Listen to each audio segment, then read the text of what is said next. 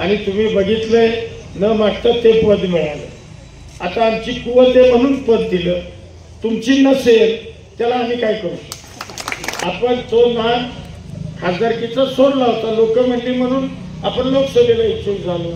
परंतु दादांनी अचानकच म्हणजे अगदी गणपती समोर आम्ही कुठलीही इच्छा खासदारकीची व्यक्त केली नव्हती. दादांनी स्वतःहून वाईच्या सभेमध्ये, तुम्ही बरेच जण असाल त्या सभेला, त्यांनी जाहीर केलं की नितीनला मी खासदार करतो, तुम्ही उदयनराजेंना निवडून द्या. काय सांगतात बरं, काका चेअरमन झाला बँकेचा, जिल्ह्यातल्या लोकांनी राज्यातल्या लोकांनी त्याला चेअरमन केला, त्याला काय वाईट नाही चालवली. आज बघताय अनेक बँकेला देश पातळीवरचे पुरस्कार मिळत आहेत. कामगारांची दिवाळी सुद्धा मी गोड केली. काल कामगारांची मीटिंग घेतली, म्हणले आबा 8 ते 10 वर्षात पहिल्यांदा आम्ही दिवाळी यावर्षी साजरी केली. ही वस्तुस्थिती आहे मी तुम्हाला सांगतो. आणि विरोधक म्हणतायत एकाधिकारशाही चालली, म्हणले घराणेशाही चालली. काय बाबांना आमची घराणेशाही आहे, आमदारकी काही मी कोणाची ओरबडून घेतली का? 3 टर्म तुम्हीच मला प्रत्येक वेळेला वाढीव मतानं विजय करताय म्हणजे काय? आपल्याला कल्पना आहे की आता 20 तारखेला विधानसभेच्या निवडणुकीच्या मतदानाला आपण सामोरं जाणार आहे. मी आज तुम्हाला महायुतीचा उमेदवार म्हणून विनंती करण्याकरता या ठिकाणी उभा आहे.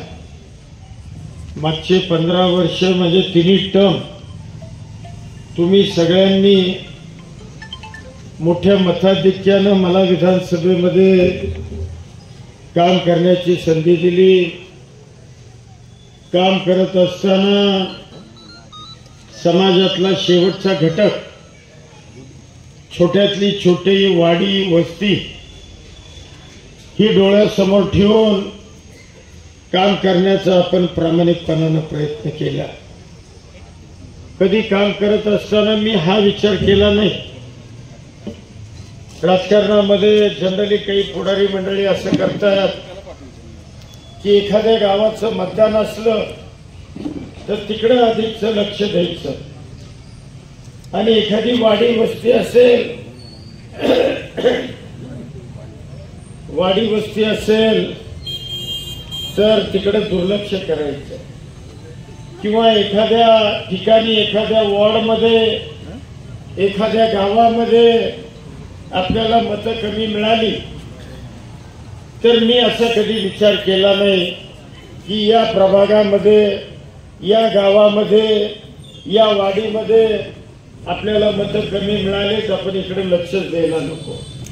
मी कधीही असा विचार केला नाही. सातत्यानं जिथं जिथं ज्या ज्या गोष्टीची आवश्यकता, जिथं जिथं ज्या ज्या गोष्टी करणं आवश्यक आहे ते करण्याचा प्रामाणिकपणानं प्रयत्न हा आपण केला. खरं तर काम करत असताना अगदी सिंचनाचे प्रकल्प असतील, जलसंधारणाच्या माध्यमातून सिमेंटचे बंधारे असतील, अगदी मोठे मोठे पाझर तलाव असतील, त्याचबरोबर रस्ते असतील, समाज मंदिरं असतील, शाळा असतील, अंगणवाड्या असतील, आरोग्य सेवेच्या संदर्भातले प्रश्न असतील, पर्यटन वाढीच्या संदर्भातले प्रश्न असतील, तीर्थक्षेत्राच्या संदर्भात केलेले आराखडे आणि त्याला मिळणारा निधी असेल, अशा सगळ्या क्षेत्रामध्ये कोट्यावधी रुपये आपण आणण्याचा या निमित्तानं प्रयत्न. 4000 कोटी रुपयाची कामं आपण विधानसभेच्या मतदारसंघामध्ये मंजूर करू शकलो.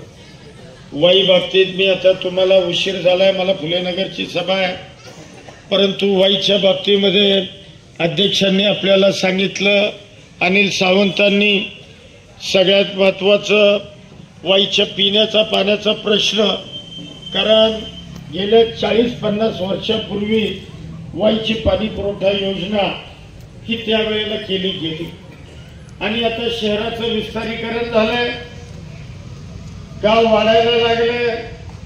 त्याचबरोबर थोडंसं जिथं आपला पाण्याचा स्रोत होता त्या ठिकाणी सुद्धा पाणी कमी पडून प्रदूषण सुद्धा वाढायला लागले.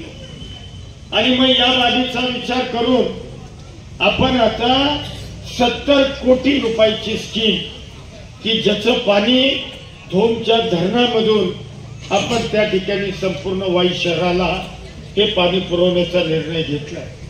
अगदी तुमच्या या वरच्या भागामध्ये किंवा काही भागांमध्ये विहिरीनं पाणी पुरवठा होतो, या भागामध्ये सुद्धा आता आपण MIDCच्या बाजूला एक टाकी धरलेली आहे। त्यामुळं MIDCच्या उंचीवर टाकी गेली की हा आपला इकडचा ज्या भागामध्ये पाणी जात नाही त्या भागामध्ये निश्चितपणानं पाणी जाणार आहे। कॉलेजच्या बाजूला एक नवीन टाकी आपण वर घेतली, त्यामुळं त्या परिसराला पाणी मिळणार आहे। आपण जी पूर्वीची धोम कॉलनीमध्ये जी टाकी होती आपण पाडलेली, त्या ठिकाणी जवळपास 7 लाख लिटरच्या नवीन टाकीची निर्मिती आपण करतोय। अशा पद्धतीनं सगळ्या वाईचा पिण्याच्या पाण्याचा प्रश्न हा आपण निश्चितपणानं मार्गी लावतोय। त्याचं टेंडर सुद्धा झालंय, कॉन्ट्रॅक्टर सुद्धा फायनल झालाय। लवकरात लवकर तुम्हाला हे काम सुरू झालेलं बघायला मिळेल। मला सांगायचं, वाईचा ब्रिटिशकालीन पूल 135 वर्षापूर्वी बांधला गेला होता। खरं तर 100 वर्ष पूर्ण झाल्यानंतरच ब्रिटिशांनी पत्र नगरपालिकेला पाठवलं की आता या पुलाचं आयुष्य संपलेलं आहे, तुम्ही आता नवीन पुलाची निर्मिती करा। 35 वर्ष आपण तसंच रेटलं। शेवटच्या 10-15 वर्षात तर पूल बद आवाज करत होता। अशी भीती वाटत होती की एखादं जड वाहन गेलं, एखादा महापूर आला आणि जर एखादी दुर्घटना घडली तर फार मोठं वाईट त्या ठिकाणी होईल आणि सगळी मंडळी पहिल्यांदा म्हणतील की आमदार मतदारसंघाचं काय करत होता। त्यामुळं आपण पुलाला पैसे मंजूर करून आणले, अनेक लोकांचा, काही लोकांचा विरोध होता। सर, मला अमेरिकेमधनं इंग्लंडमधनं फोन आले की आबा पूल कशाला पाडताय म्हणजे, एवढा ब्रिटिशकालीन पूल। अरे म्हणलं एखादा पडला तर मोठा उद्योग होईल, तुम्ही बसाल तिकडं, इथं मला लोकांना म्हणजे काय तोंड देऊ असा प्रश्न माझ्यासमोर पडेल। म्हणून आपण चांगल्या पुलाची निर्मिती आणि आज आपण बघताय एवढा सुंदर पूल, म्हणजे तुम्हालाही मान्य करावं लागेल की पूर्वीच्या पुलाच्या तोडीस तोड आपण पुलाची निर्मिती केली। पूर्वीच्या पुलापेक्षा रुंदी वाढवली। तुम्ही बघा, वाहनं माणसं मोटरसायकलचा पुलावर पार करायला लागली, बाईकर, 2 व्हीलर, काही 4 व्हीलर। संध्याकाळी तर म्हणजे काय ते त्याला म्हणतो पिकनिक स्पॉट, म्हणजे तो पिकनिक स्पॉट आता सगळे अगदी मस्त पैकी पुलावर आईस्क्रीम खात सगळ्या आमच्या माता, आनंदाची गोष्ट। लाईट बिल सुद्धा आपण इतक्या छान लावल्यात, त्यामुळे लोकांनाही त्या परिसरामध्ये जायला त्या ठिकाणी आवडतं की आबा आता नदीला पाणी कमी असतं आणि नदी जी उन्हाळ्यामध्ये वाहती ती काही नदीचं पाणी नसतं, गटरचं पाणी नदीमध्ये वाहत असतं आणि त्यामुळं तुम्ही नदीचं प्रदूषण हे तुम्ही बंद करा। आज जे कृष्णाबाई की जिचं पावित्र्य हे सातत्यानं त्या संदर्भात आपण चर्चा करत असतो। म्हणून आपण आता जवळपास 23 कोटी रुपये या STP प्लांट करता मंजूर करून आणले, त्याचं सुद्धा टेंडर झालेलं आहे। मध्ये जे गटरचं पाणी नदीत जाते ते पाणी आपण दोन्ही तीरावरनं पाईप मध्ये ते पाणी डायरेक्ट कनेक्ट करतोय, ते खाली आपण पाणी मडेघाटाच्या खाली नेतोय आणि तिथं ते पाणी फिल्टर करून शेतीला पुन्हा ते पाणी त्या ठिकाणी वापरण्याचा निर्णय सुद्धा आपण केलेला आहे। अनेक रस्त्यांची निर्मिती केली, 1 नंबर शाळा, 4 नंबर शाळा, आता 5 नंबर शाळेला, म्हणजे 5 नंबर शाळेचं तर पटसंख्या वाढायला लागली। म्हणजे महाराष्ट्रातल्या ग्रामीण भागातल्या किंवा नगरपालिकांच्या, जिल्हा परिषदेच्या शाळांचे पट कमी व्हायला लागली। मुलं आता इंग्लिश मीडियम स्कूलला जायला लागली आणि मराठी शाळा ओस पडायला लागल्या। अशा वेळेला माझ्या 5 नंबर शाळेचा पट हा जवळपास आता 1,500पर्यंत गेलेला आहे. म्हणजे एवढे चांगले शिक्षक, एवढी चांगली शाळा त्यांनी ती ठेवण्याचा प्रयत्न केलाय. त्यामुळं त्या शाळेच्या नवीन इमारती करता मागच्या बाजूला जे आरक्षित आपली जागा होती ते जागा खरेदी करण्याकरता सुद्धा TPC मधून सगळे पैसे आपण त्या ठिकाणी मंजूर केले. लवकरच 5 नंबर शाळेची मोठी इमारत तुम्हाला त्या ठिकाणी बघायला मिळेल. तुमच्या 9 नंबर शाळेचा प्रश्न होता. मला दरवेळेला आले की आपली लोक म्हणायची की आबा मुलांना बसायला जागा नाही, मंदिरामध्ये मुलं बसतात. नेहमी मी महेंद्र इकडे आलो की लोकांच्या आपल्या तक्रारी असायच्या. त्यामुळं आपण सध्या तो काय त्याला म्हणतात 18-18 सर्वे नंबर, त्या 18-18 मध्ये आपण ती सगळी मुलं शिफ्ट केली. ती इमारत तुम्ही बघितली, एवढी मोठी इमारत आपण त्या ठिकाणी बांधलेली आहे. आणि आता लवकरच 9 नंबर शाळेचा विषय सुद्धा आपण त्या ठिकाणी हातात घेतोय. पाडळींच्या वाड्याच्या मागच्या बाजूला जी आरक्षित जागा आहे त्याला सुद्धा लवकरात लवकर निधी उपलब्ध करून आपल्या मुलांची सुद्धा शिक्षणाची गैरसोय ही भविष्यामध्ये आपण निश्चितपणानं दूर करणार आहे. अनेक कामं सांगता येतील. पेटकर कॉलनीचं महेंद्रने सांगितलं, अनिल सावंत बोलले. आता मी काही मला वाटतं 1.25 कोटी काहीतरी रस्त्याला तिथल्या कॉन्क्रीटच्या मंजूर केले. अद्यापही 61 लाख रुपये काहीतरी अधिकचे लागणार आहेत. याही पेटकर कॉलनीला निश्चितपणानं आपण उर्वरित कामाला सुद्धा निधी आणण्याचा प्रयत्न त्या ठिकाणी करणार आहे. पुन्हा घोटवडेकरांच्या तिथं, कारण रहदारी आता तशी पुलावर काही मेन एवढी ट्रॅफिक नसते, परंतु पश्चिम भागामध्ये जाणारी जी ट्रॅफिक आहे ती थोडंसं छोट्या पुलावर सकाळच्या आणि संध्याकाळच्या वेळी ती ट्रॅफिक थोडीशी तिथं अडचण होती. आणि विशेषतः चित्रा टॉकीजचा पुढचा जो चौक आहे तिथं एक अडचण महत्वाची होती. म्हणून आता लवकरच घोटेवडेकरांचं हॉस्पिटल आणि आपलं सिद्धेश्वर मंदिर त्याला जोडणारा पूल सुद्धा लवकरात लवकर तुम्हाला झालेला पाहायला मिळेल. अनेक कामं आपल्याला करायची. मी रस्त्याला सुद्धा आता म्हणजे आचारसंहिता लागली त्या दिवशी रस्त्याला सुद्धा जे रस्ते आता खराब आहे, म्हणजे काही रस्त्यामध्ये आपण नवीन केले, काही रस्ते खराब आहे, त्याला सुद्धा आता काही कोटी रुपये मी मंजूर करून आणलेले. त्यामुळे तोही प्रश्न व्हायचा निश्चितपणानं मार्गी लागणार आहे. अन्य काही छोटे मोठे प्रश्न आपल्याला भविष्यामध्ये मार्गी लावायचे. काही संरक्षक भिंती आपण नदीला उभ्या करतोय. कारण मी सहज एकदा सोनगीरवाडीच्या घाटावर एका अंत्यविधीला गेलो आणि सहज माझं लक्ष समोर गेलं तर ती एक इमारत मला दिसली. ते वडाचं झाड आहे बघा मोठं, आज मोठंच्या मोठं म्हातार पडलं. यार म्हणलं ही इमारत एका दिवशी हे झाड, ही इमारत सगळी एका दिवशी खाली येईल. त्या ठिकाणी आपल्याला 2 संरक्षक भिंती या बांधायच्या आणि होणारं जे भविष्यातले काही अडचण आहे ती आपल्याला निश्चितपणे, कारण एका भिंतीची किंमत 8 कोटी रुपये, म्हणजे 8 कोटीची भिंत आपल्याला त्या ठिकाणी RCC भिंत आपण भविष्यामध्ये बांधणार आहे. सगळ्यात महत्वाचं आपले घाट की ज्याचा उल्लेख सरांनी आपल्या भाषणात केला.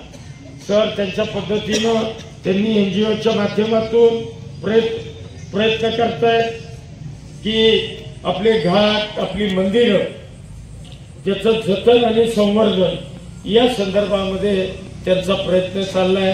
त्यांच्या प्रयत्नांच्या बरोबर मी त्यांच्या सोबत आहे. निश्चितपणानं तोही प्रश्न मार्गी लागेलच, परंतु मी शासनाच्या वतीनं जवळपास 100-150 कोटीचा वाईचा आपला एक आराखडा तयार करतो. जसा मी क्षेत्र महाबळेश्वरला आता 197 कोटी मंजूर केले, प्रतापगडला 121 कोटी मंजूर केले, नायगावला 100 कोटी मंजूर केले, महाबळेश्वर शहराच्या आराखड्याला 100 कोटी मंजूर केले, पाचगणीच्या काही पॉइंट्सला मी आत्ता पैसे मंजूर केले. हे मी का सांगतोय तर अशा पद्धतीनं वाईचा आणि मांढरदेव या 2 ठिकाणचा आराखडा सुद्धा आपण लवकरात लवकर बनवून त्याला सुद्धा निधी चांगल्या पद्धतीनं आपण मंजूर करून घेऊन जे वाईचं आपल्या पूर्वीचं वैभव आहे त्या वैभवामध्ये भर घालण्याचं काम सुद्धा भविष्यामध्ये आपल्याला निश्चितपणाने करायचं आहे. अन्य जे काही प्रश्न आहेत, जे प्रश्न समोर येतील, कारण विकासाचं काम कधी थांबत नाही. एका विकासाच्या कामामधून दुसरं विकासाचं काम हे उभं राहिलेलं असतं. त्यामुळं निश्चितपणानं आपल्याला वाईचा चेहरा मोहरा भविष्यामध्ये बदलायचा आहे. शिवाजी महाराजांचा पुतळा येणाऱ्या 2-3 महिन्यामध्ये अनिल सावंत यांनी आपल्याला सांगितलं, म्हणजे येणाऱ्या 2-3 महिन्यामध्ये एवढा छान पुतळा वाईमध्ये, आणि तो सगळा परिसर मी चांगला करणार आहे. मी गरवारे कंपनीशी बोललोय, त्यांनी प्लॅन तयार केलाय, मला दाखवलाय, मी काही दुरुस्त्या त्यांना त्यामध्ये सुचवल्या.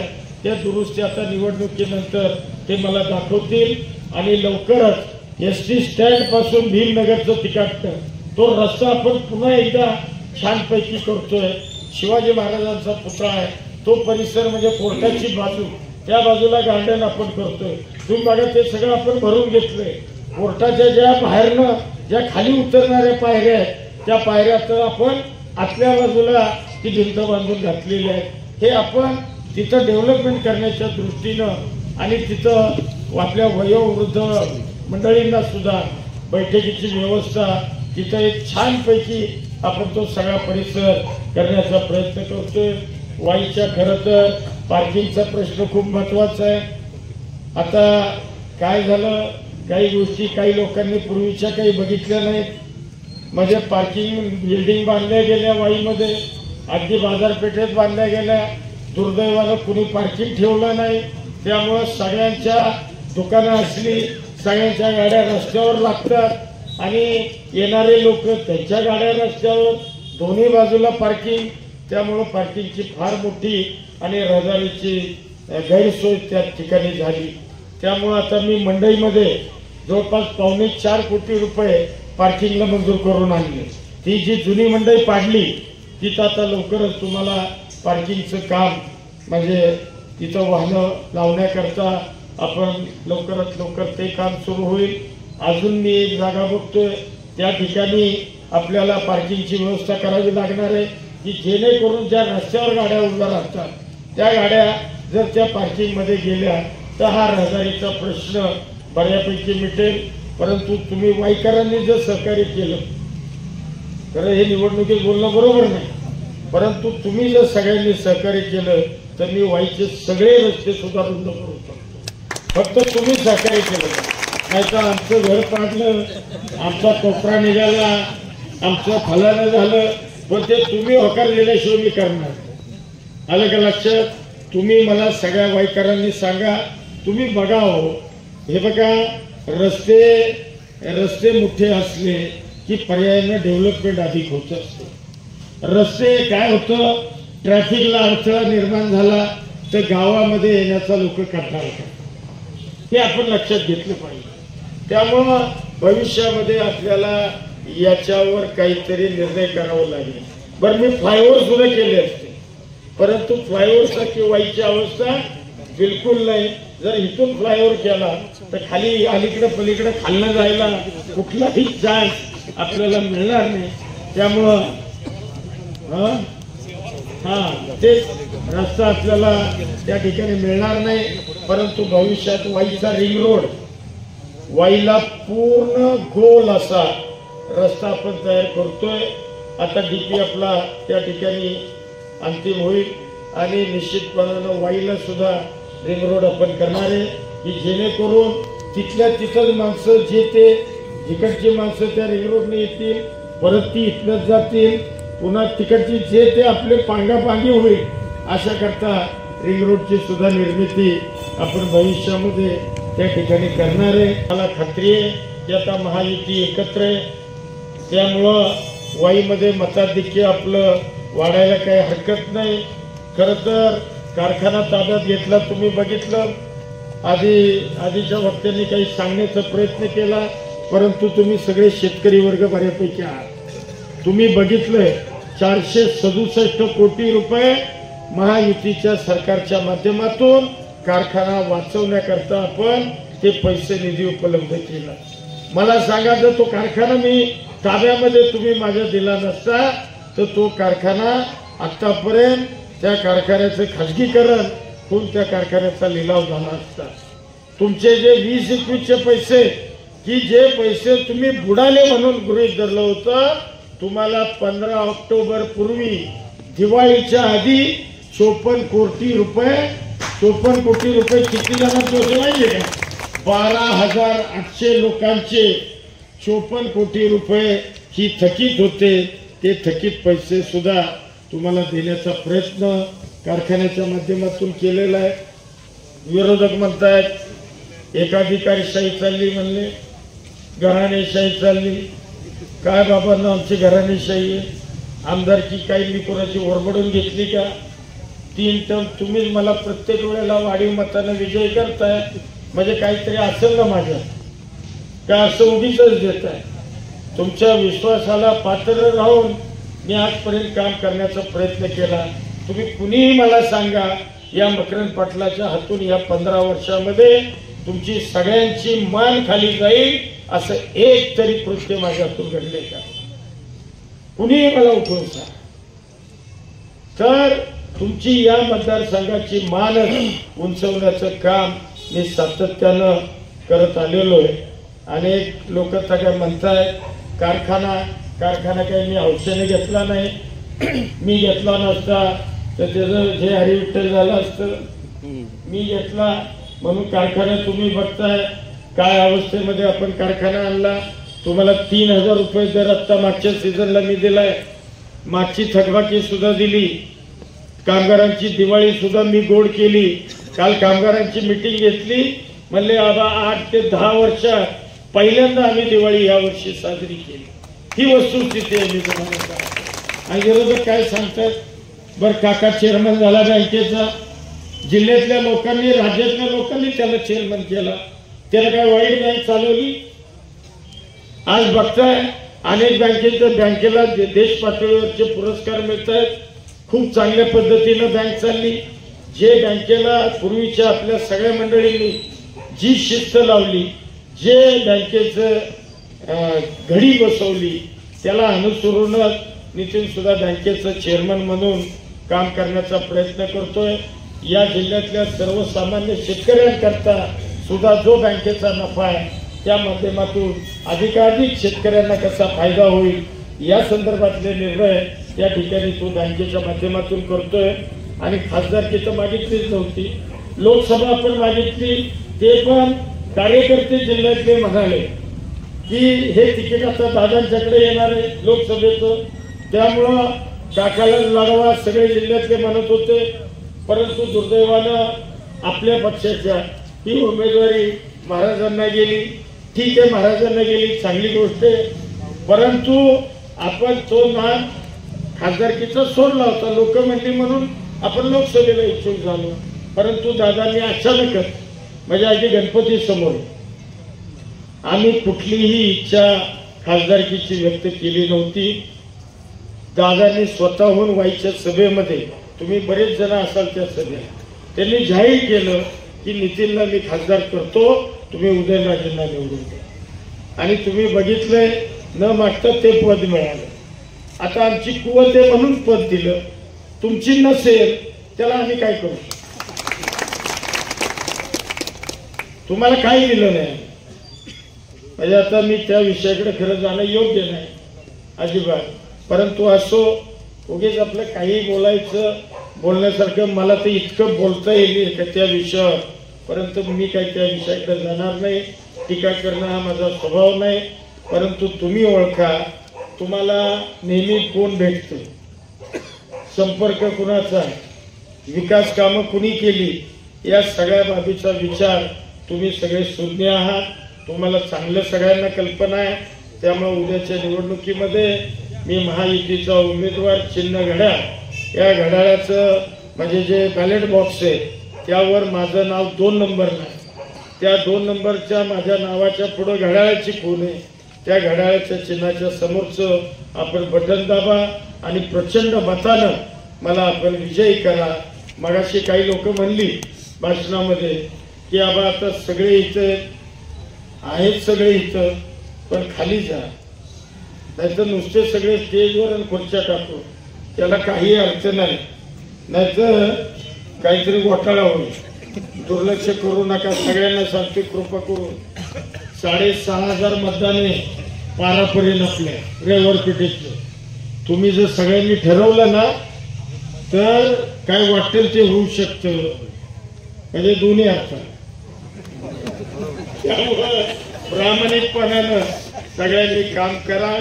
निश्चितपणानं मला खात्री आहे की इथं असणारे सगळे प्रमुख कार्यकर्ते हे तुम्ही सगळेजण कामाला लागा, घरोघरी जा, लोकांना समजून सांगा आणि निश्चितपणानं या रविवार पेठेमधून अधिकाधिक मताधिक्य, मी तो म्हणतो तुम्हाला रेकॉर्ड करणं शक्य आहे.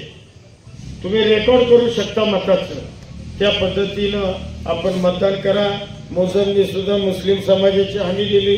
मतीनबाई बरोबर आहे ना?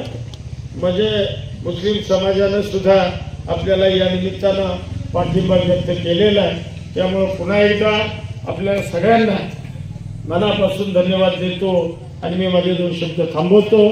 जय हिंद, जय महाराष्ट्र.